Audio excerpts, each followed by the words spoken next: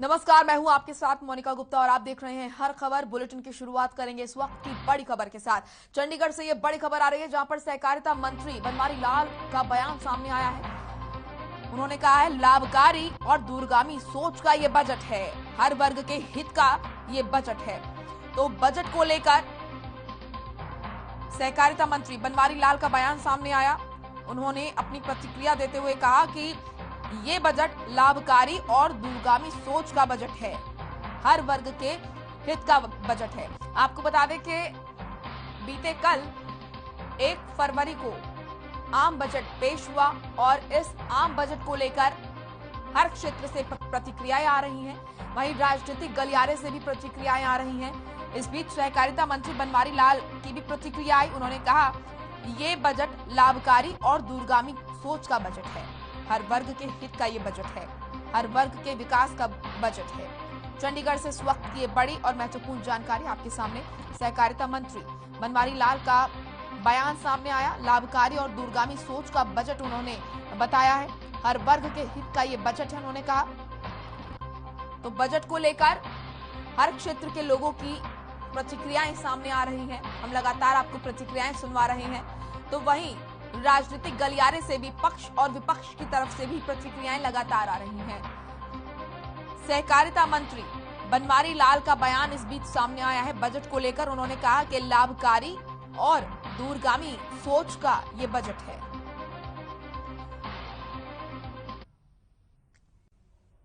चलिए आप बड़ी खबर जींद से हैं जहां पर बदमाशों के हौसले कितने बुलंद हैं इसकी बानगी यहां पर देखने को मिली है। बदमाशों ने युवक को गोली मारी, गोली लगने से युवक की मौत हो गई। पुलिस मामले की जांच में जुट गई है। तो जींद में बदमाशों के हौसले कितने बुलंद हैं इस बात का अंदाजा आप इस बात से लगा सकते हैं कि बदमाशों ने युवक को गोली मारी और गोली लगने से युवक की मौत हो गई है। वहीं पुलिस इस पूरे मामले में छानबीन कर रही है, जांच कर रही है कि गोली मारने वाले कौन हैं, क्या इसके पीछे की वजह रही है। तो जींद में बेखौफ बदमाशों का आतंक नजर आ रहा है। बदमाशों ने युवक को गोली मारी, गोली लगने से युवक की मौत हो गई।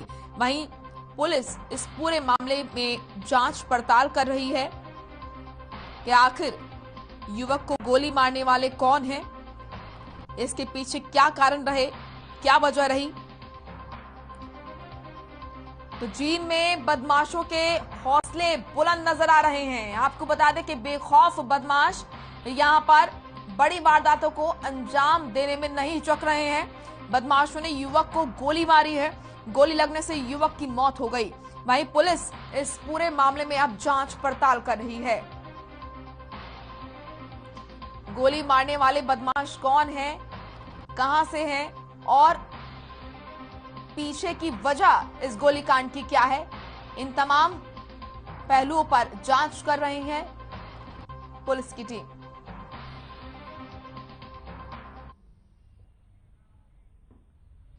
प्रधानमंत्री नरेंद्र मोदी ने बजट पर बीजेपी कार्यकर्ताओं के साथ वर्चुअली संवाद किया है।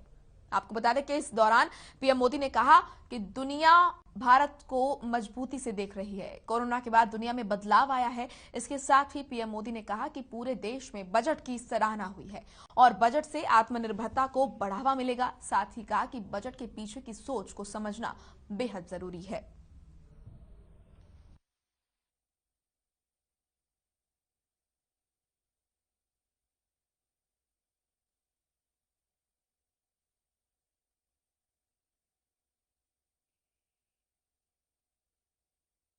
वर्चुअली संवाद किया, बीजेपी कार्यकर्ताओं से उन्होंने बजट पर चर्चा की। उन्होंने कहा कि दुनिया भारत को मजबूती से देख रही है। देश का आम बजट पेश होने के बाद प्रधानमंत्री नरेंद्र मोदी ने आत्मनिर्भर अर्थव्यवस्था पर आज देश भर में यहां पर संवाद किया है। वहीं इस संवाद को सीएम मनोहर लाल ने गुरुग्राम पार्टी ऑफिस में सुना। इसी के साथ बीजेपी प्रदेश अध्यक्ष ओम प्रकाश धनखड़ और प्रभारी विनोद तावड़े भी मौजूद रहे।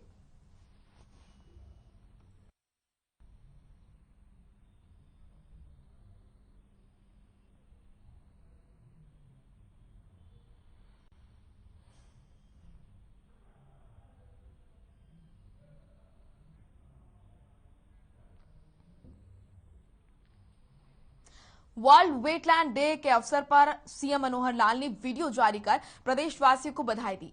दरअसल दुनिया के मानचित्र पर हरियाणा की 2 आर्द्र भूमि को यहां पर रामसर सम्मेलन के तहत अंतर्राष्ट्रीय स्तर की मान्यता मिली है, जिस पर सीएम मनोहर लाल ने प्रदेशवासियों को हार्दिक बधाई दी और कहा कि वर्ल्ड वेटलैंड डे के अवसर पर हरियाणा की प्रत्येक आर्द्र भूमि को संरक्षित करने का संकल्प लें।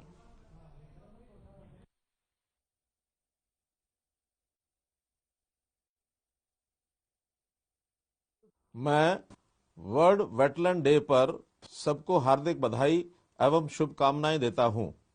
आज के दिन वर्ष 1971 में ईरान के शहर रामसर में कैस्पियन सागर के तट पर वेटलैंड्स के संरक्षण के लिए अंतर्राष्ट्रीय सहयोग पर संधि की गई थी।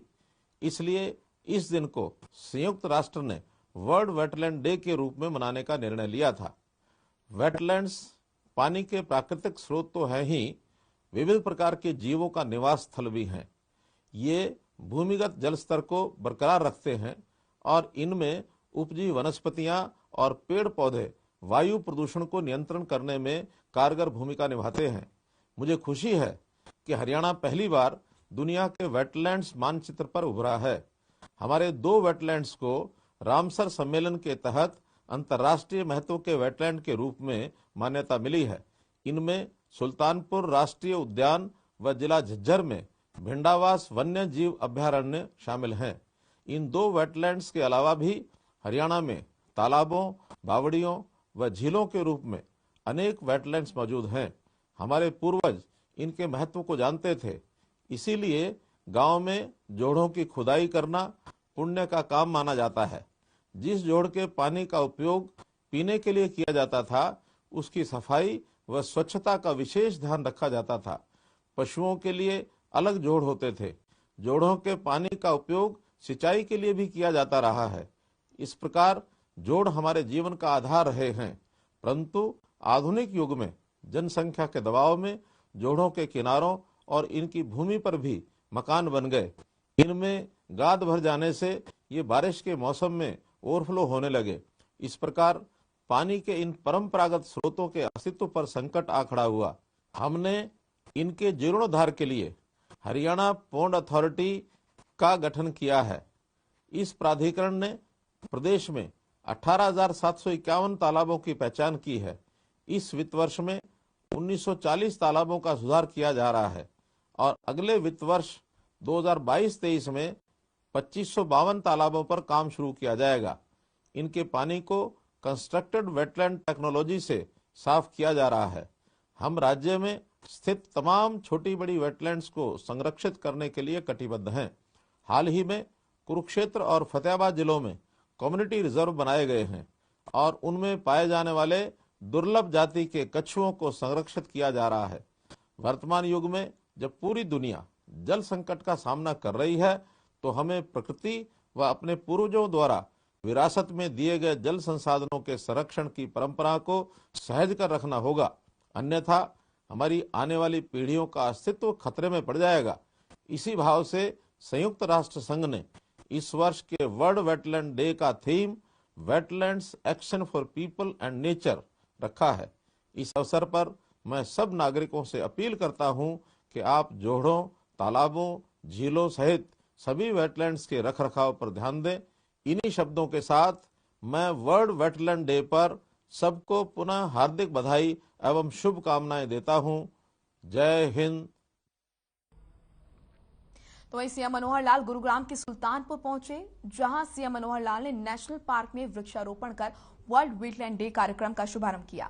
इस अवसर पर सीएम मनोहर लाल ने अपने संबोधन में कहा कि प्रकृति की गोद में केवल मनुष्य ही नहीं, वन्य प्राणी, जीव जंतु, पेड़ पौधों का निवास होता है। इसलिए हमें प्रकृति का विशेष ख्याल रखना चाहिए। उन्होंने कहा कि हरियाणा में 2 वेटलैंड पर हजारों पक्षी आते हैं। मुख्यमंत्री ने बताया कि केवल सुल्तानपुर में 100 से अधिक प्रजाति के 50,000 पक्षियों का हर साल आगमन है। वहीं भिंडावास में भी लगभग 80 के करीब प्रजाति के 40,000 पक्षी आते हैं। मुख्यमंत्री ने कहा कि इन दोनों लेक के आसपास के इलाके को होम स्टे पॉलिसी के तहत विकसित करेंगे। उन्होंने कहा कि प्रदेश में 75 साल से अधिक आयु के पेड़ के संरक्षक को पेंशन दी जाती है और ऐसा करने वाला हरियाणा देश का पहला राज्य है। वहीं इस मौके पर केंद्रीय पर्यावरण मंत्री भूपेंद्र सिंह यादव भी मौजूद रहे।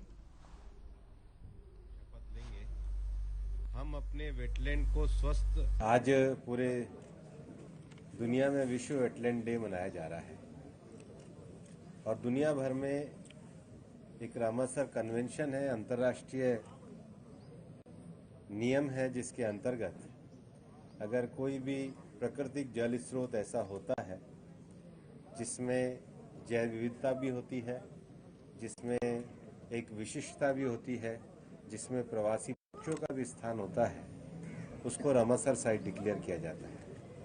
मुझे इस बात की खुशी है कि विगत वर्ष हरियाणा की 2 स्थानों को, भिंडावास को और सुल्तानपुर को, वर्ल्ड वेटलैंड डे पे अवसर पर रामसर साइट डिक्लेयर किया गया। मैं माननीय मुख्यमंत्री जी को इसके लिए बधाई देना चाहता हूं। इस वर्ष भी आज हमने सर्टिफिकेट दिया है, एक जामनगर में और एक उत्तर प्रदेश में। 2 और झीलों को रामसर साइट में भारत में शामिल किया गया है। पूरे दुनिया में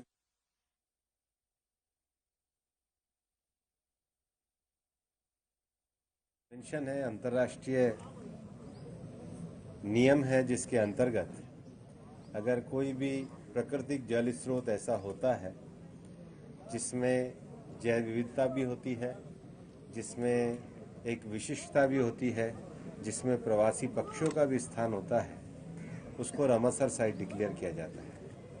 मुझे इस बात की खुशी है कि विगत वर्ष हरियाणा की 2 स्थानों को, भिंडावास को और सुल्तानपुर को, वेटलैंड डे पे अवसर पर रामसर साइट डिक्लेयर किया गया। मैं माननीय मुख्यमंत्री जी को इसके लिए बधाई देना चाहता हूँ। वहीं पूर्व मुख्यमंत्री भूपेंद्र सिंह हुड्डा ने उड़ीसा में हुए नेशनल ओपन बैडमिंटन प्रतियोगिता की विजेता उन्नति हुड्डा को उनके घर जाकर सम्मानित किया। आपको बता दें कि रोहतकवासी 14 वर्षीय उन्नति इससे पहले राज्य स्तरीय मुकाबलों में चैंपियन रह चुकी है। पूर्व मुख्यमंत्री हुड्डा ने उन्नति को आशीर्वाद देते हुए कहा कि बैडमिंटन एसोसिएशन ऑफ इंडिया से हर संभव मदद का आश्वासन दिया। इस अवसर पर विधायक और हरियाणा बैडमिंटन एसोसिएशन के उपाध्यक्ष Bharat Bhushan Batra, badminton association of India के महासचिव अजय सिंघानिया के साथ उनके खेल प्रेमी मौजूद रहे।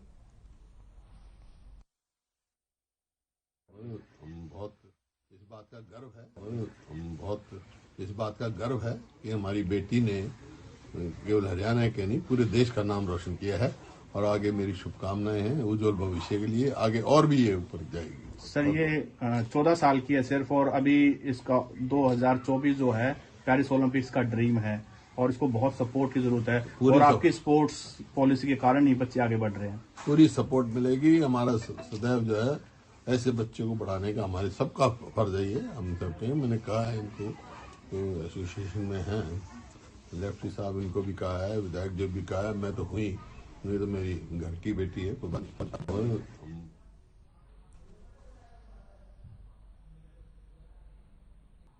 ब्रेक के बाद स्वागत है आपका। अब रुक करेंगे खबरों का। पूर्व विधायक और कांग्रेस के वरिष्ठ नेता सोमवीर सिंह ने कार्यकर्ताओं की बैठक ली। बैठक को संबोधित करते हुए कांग्रेस नेता ने बीजेपी सरकार पर जमकर निशाना साधा।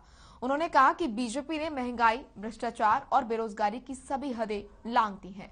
प्रदेश में 7 साल के दौरान बीजेपी सरकार ने जेबीटी अध्यापकों की भर्ती तक नहीं निकाल पाई, जिसके कारण प्रदेश के पढ़े लिखे युवा दर दर भटक रहे हैं। 5 राज्यों में चुनावों में बीजेपी का सूपड़ा साफ होना तय है।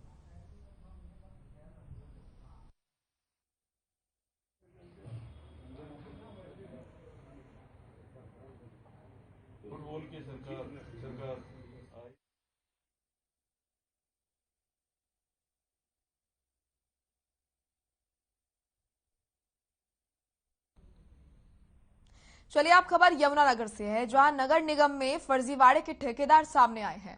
ठेकेदार पुनीत कंपोज और अनिल चुग ने फर्जी दस्तावेजों पर करोड़ों रुपए का टेंडर लेकर वो काम कर रहे थे। उनके इस फर्जीवाड़े का खुलासा तब हुआ जब दोनों ने एक दूसरे के खिलाफ शिकायत कर दी। आपको बता दें कि यमुनानगर में 15 से 20 सालों से ये दोनों ठेकेदार लगातार निगम के टेंडर लेकर काम कर रहे थे। वहीं दोनों की ओर से की गई शिकायत की जांच की गई तो आरोप सही मिले। पुनीत काम्पोज के पास ESI और EPF नंबर नहीं था। वो फर्जी सर्टिफिकेट लगाकर टेंडर के लिए अप्लाई करता था। इसी तरह से ठेकेदार अनिल काम के अनुभव का प्रमाण पत्र दिया हुआ था। जांच में वो भी फर्जी मिला।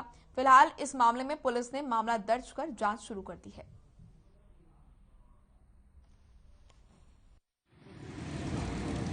आभार व्यक्त करना चाहता हूँ जिन्होंने बड़ी शिद्दत के साथ ये काम किया है और उन्होंने जो फर्जी जो लोग कॉन्ट्रैक्टर कागज लगाते थे उसका जब उनके संज्ञान में आया और उन्होंने उस पर एक्शन लिया और हमारे निगम के अधिकारियों ने जो FRI लॉन्च कराने का काम किया, मैं उनको बधाई देता हूँ।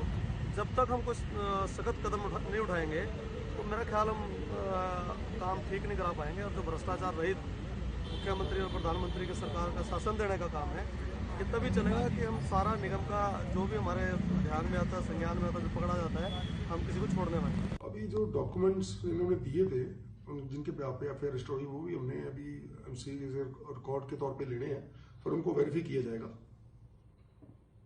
हाँ जी बिल्कुल, जो रिकॉर्ड इन्होंने ठेकेदारों ने दिया होगा तो वो उन्होंने MC ऑफिस ने गलत बताया है, तो वो रिकॉर्ड हम कब्जे में लेके उसको वेरीफाई करेंगे कहाँ से बनाया हुआ है। जैसे कंसर्न जैसे जलंधर से बनाया हुआ है या करनाल से रिलेटेड है जो भी है, वहां जाके ब्रांचेस से वेरीफाई करेंगे। आज 5 बजे आते हैं।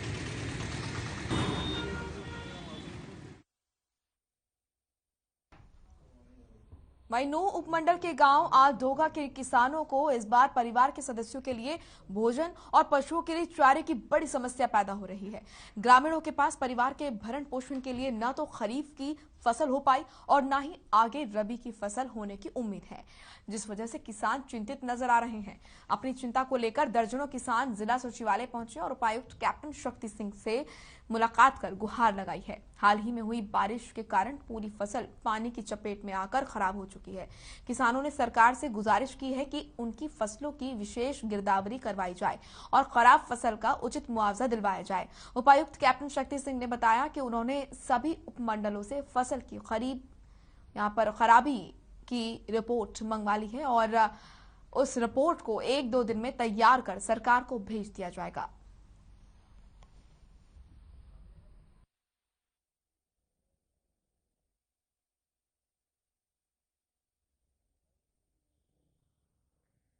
हम 20 साल से रिसेट करने का आए हैं जी, कर रहे हैं कि हमारा पूरा जंगल जो है जहाँ में क्या कि 10-5 किला बच रहे पूरा भरे पड़े हो, पूरी फसल खराब होगी। कार्तिक की बहेगी और रबी खरीफ की, और रबी भी खत्म है। हमें कुछ आपसे मदद है, आपकी मेहरबानी रह जाए तो हमारे ग्राउंड की मदद करें। यही मांगे जी, क्योंकि जी हमारे धान वगैरह या ज्वार बाजरे सब खत्म हो चुके हैं जी, और बच्चान के लिए कुछ भी ना, चौपे भूखे मर रहे हैं हमारे।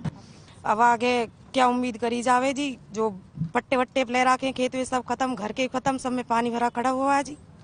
इस हिसाब से इसी चीज की मांग करने के लिए आएंगे। इस विषय में मैं ये बताना चाहूंगा कि हमने जो है एक बार प्रिलिमिनरी रिपोर्ट सभी उपमंडलों से मंगवा ली है, और जितने एरिया में जो बरसात की वजह से फसलों को नुकसान हुआ है वो रिपोर्ट आज हम सरकार को प्रेषित कर देंगे, और उसके बाद जैसे भी सरकार से आदेश प्राप्त होते हैं उसके अनुसार हम उसकी गिरदावरी करा करके और जो भी किसानों को रिलीफ दिया जा सकेगा वो जरूर दिलवाएंगे। जैसे कि आपने अभी देखा कुछ इलाके में अभी पानी है जो निकाला जा सकता है, तो उसके लिए भी इरिगेशन विभाग के अधिकारियों को कहा गया है कि तुरंत वो मशीन वगैरह भेज करके जल्द से जल्द उसका हल करें, ताकि रिहायशी इलाकों में तो इतनी समस्या नहीं है, लेकिन कृषि खेतों में जो है वहाँ काफी नुकसान है। तो अगर वो पानी निकल जाएगा तो उसको फसल के बचने की संभावना। वहीं हिसार में एक रेप पीड़िता की मां ने हिसार पुलिस प्रशासन के खिलाफ लघु सचिवालय हिसार के सामने धरना शुरू कर दिया है। रेप पीड़िता की मां के आंसू नहीं थम रहे हैं। धरने पर उनके साथ अनेक महिलाएं बैठी हैं और महिला समिति की सदस्य शकुंतला जाखड़ ने भी इस पीड़िता मां की आवाज को बुलंद किया है। पीड़िता की मां की आवाज बुलंद करने के लिए यहां पर कई महिलाएं भी बैठी हैं।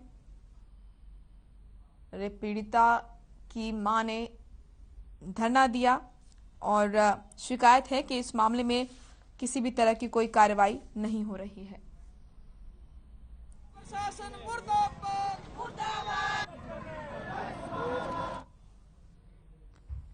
चलिए फिलहाल इस बुलेटिन में इतना ही। आप देखते रहिए हर खबर। नमस्कार।